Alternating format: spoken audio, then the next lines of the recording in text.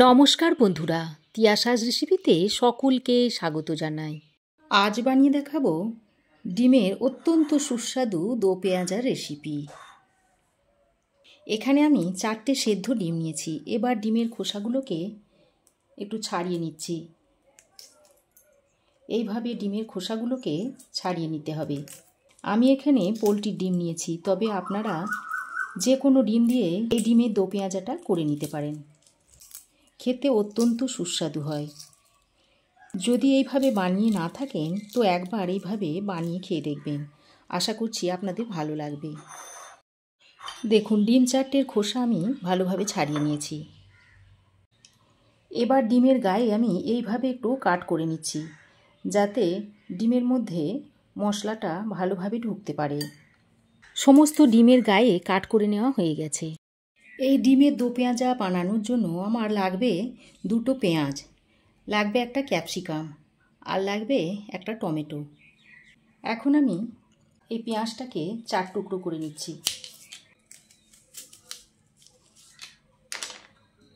তারপর এই পেঁয়াজের এই পাপড়িগুলোকে খুলে নিচ্ছি। এইভাবে পেঁয়াজের পাপড়িগুলোকে খুলে নিতে হবে। আর এই ভিতরের যে ছোট ছোট শক্ত অংশগুলো আছে এগুলো কিন্তু এখন দেব না, এগুলোকে আমি আলাদা করে কুচিয়ে নেব।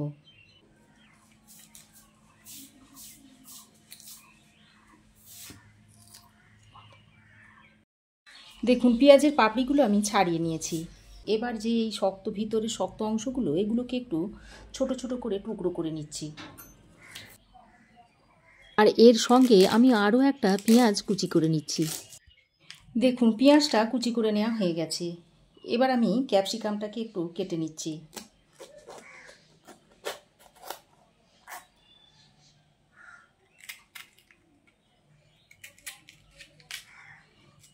ক্যাপসিকামের এই ভিতরে সাদা অংশটা বাদ দিয়ে দিতে হয়। দিয়ে এইভাবে ক্যাপসিকামটাকেও ছোট ছোট চৌকো চৌকো করে কেটে নেব।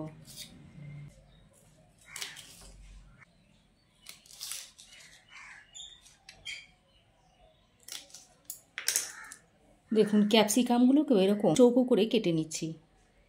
ক্যাপসিকামটাকেও এরকম চৌকো করে কেটে নিয়েছি। এবার টমেটোটাকে ছোট করে টুকরো করে নিচ্ছি।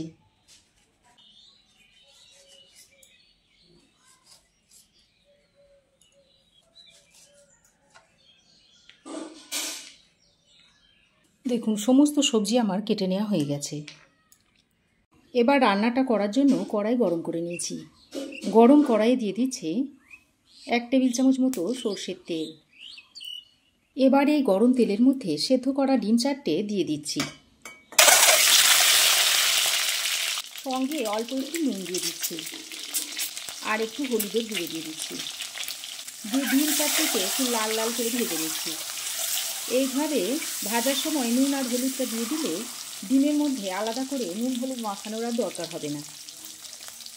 ভালো করে নেড়ে চেড়ে ডিমের গায়ে বেশ লালচে একটা রং ধরলে ডিমগুলোকে তুলে নিতে হবে।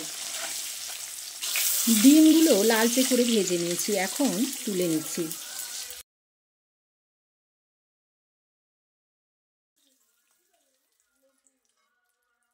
এবার ওই তেলের মধ্যে দিয়ে দিচ্ছি চৌকো করে কাটা পেঁয়াজগুলো।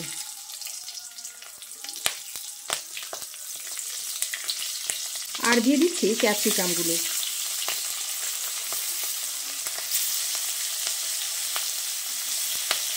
এবার গ্যাসের ফ্লেমটাকে হাইতে করে পেঁয়াজ আর ক্যাপসিকামটাকে ভেজে নিচ্ছি। তবে এই সময় গ্যাসের ফ্লেমটাকে কিন্তু লোতে রাখবেন না। গ্যাসের ফ্লেম লোতে করে যদি পেঁয়াজ আর ক্যাপসিকামটা ভেজে নেন তাহলে পেঁয়াজ আর ক্যাপসিকামটা গলে যেতে পারে। পেঁয়াজ আর ক্যাপসিকামের কচকচে ভাবটা চলে গেলে তখন আর খেতে ভালো লাগবে। হাই হিটে এইভাবে 2-3 মিনিট ভেজে তুলে নিতে হবে। 2-3 মিনিট সময় ধরে হাই ফ্লেমে পেঁয়াজ ও ক্যাপসিকামগুলো ভেজে নিয়েছি। এখন ক্যাপসিকাম আর পেঁয়াজগুলো এভাবে তেল থেকে ছেঁকে তুলে নিচ্ছি।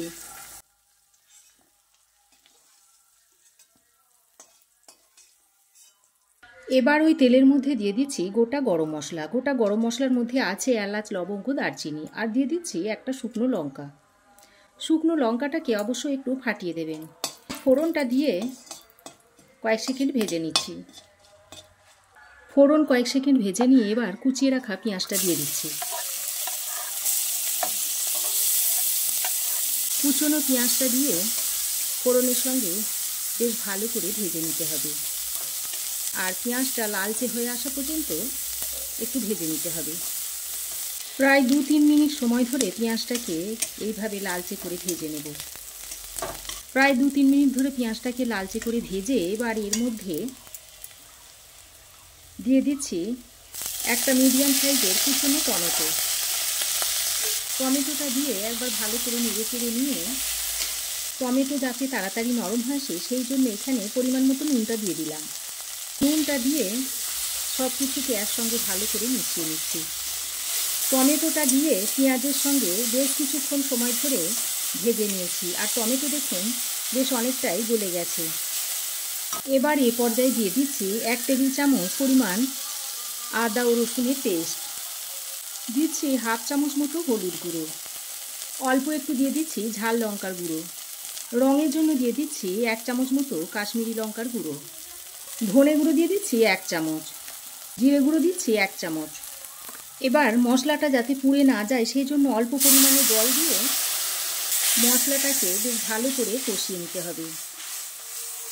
মশলা যত ভালো করে কষাবেন তরকারির টেস্ট কিন্তু তত বাড়বে। তাই মশলাটাকে একটু ধৈর্য ধরে ভালো করে কষিয়ে নিতে হবে। দেখুন মশলা 3-4 মিনিট ধরে ভালো করে কষিয়ে নিয়েছি। আর মশলা থেকে দেখুন তেল ছাড়তে শুরু করেছে। এবার এই পর্যায়ে ভেজে রাখা ডিমগুলো দিয়ে দিচ্ছি। ডিমগুলো দিয়ে মশলার সঙ্গে বেশ ভালো করে মিশিয়ে নিতে হবে।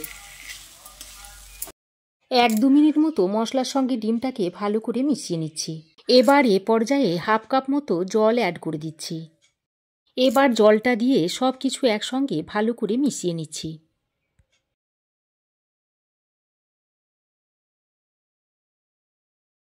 জল দিয়ে ভালোভাবে মিশিয়ে নেওয়া হয়ে গেলে এবার ঢাকা দিয়ে 3 থেকে 4 মিনিট মতো রান্না করে নিচ্ছি। দেখুন 3-4 মিনিট পর ঢাকা খুলে নিয়েছি। আর দেখুন গ্রেভি ভালোভাবে ফুটে অনেকটাই ঘন হয়ে এসেছে। এবার এ পর্যায়ে ভেজে রাখা পেঁয়াজ আর ক্যাপসিকামটা দিয়ে দিচ্ছি। পেঁয়াজ আর ক্যাপসিকামটা দিয়ে ডিমের সঙ্গে ভালো করে নেড়ে চেড়ে মিশিয়ে নিচ্ছি।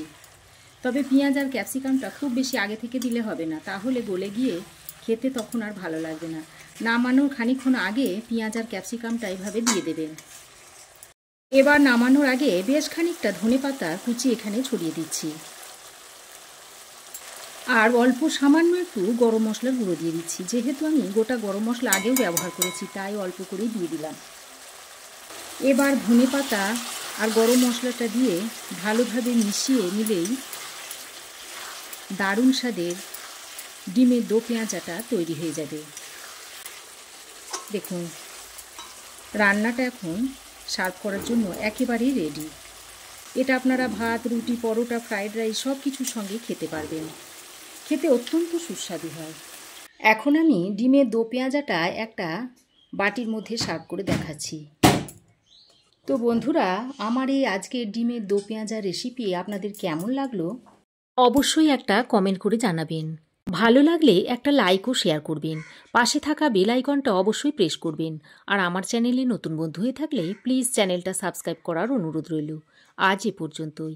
আবার দেখা হবে নতুন কোনো রেসিপি নিয়ে নেক্সট এপিসোডে। সে পর্যন্ত ভালো থাকবেন, সুস্থ থাকবেন। ধন্যবাদ।